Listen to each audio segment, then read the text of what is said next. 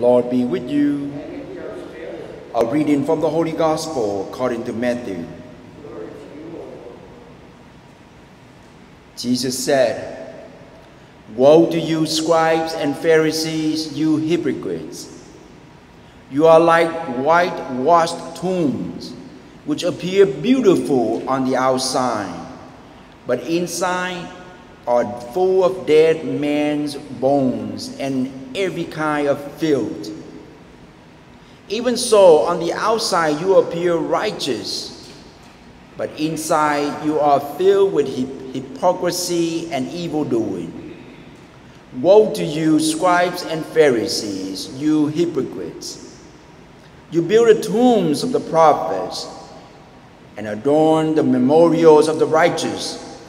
And you say, if we had lived in the days of our ancestors, we would not have joined them in shedding the prophets' blood. Thus you bear witness against yourselves that you are the children of those who murder the prophets. Now fill up what your ancestors measure out." The Gospel of the Lord. Praise to you, Lord Jesus Christ.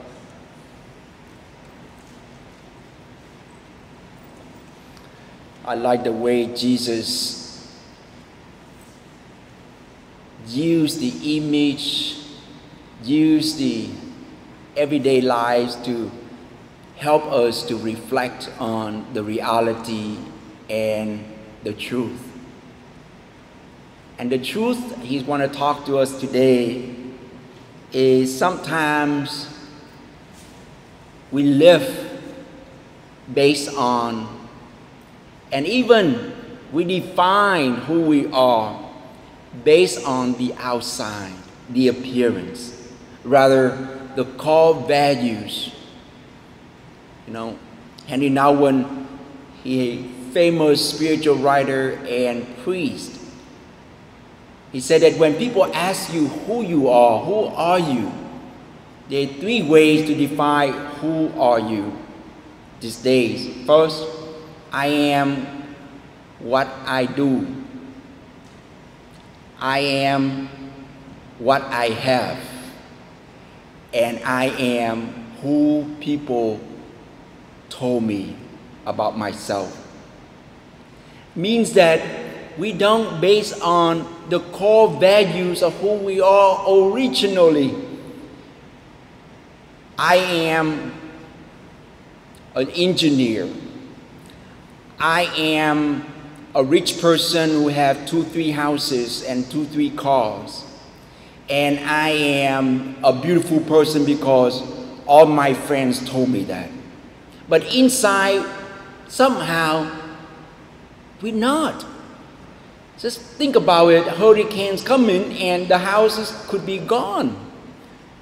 Right now, our careers we can't even depend on anything this day because of the pandemic of coronavirus. And so we pretty much nothing.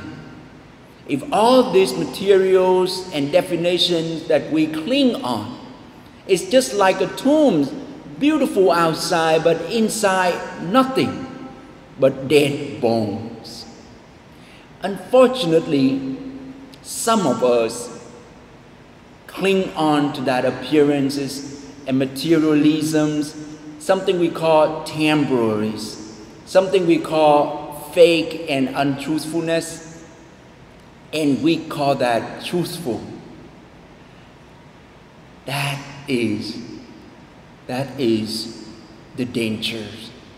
So my brothers and sisters, what do you depend on? What did you die for? Today's question. What do you die? What do you live so that you can die for? And today I hope that we'll be able to say something deeper than just 3 meals a day or 3 prayers a day, and we don't truly believe in it. How can we go out there and see the poor and be able to connect with them? How can we put on our beautiful shirts and we appreciate and grateful for those who made that for us? How can we live here and sit here that we never forget those who built this church for us? So that we live not just for today, but we live for tomorrow. 2 days ago, I met a family here. They came to have food in a food pantry. I told them they had 2 beautiful young daughters. I said, now you have to live for your children. And it's worth it. Because if you just live for yourself, that's easy and that's selfish.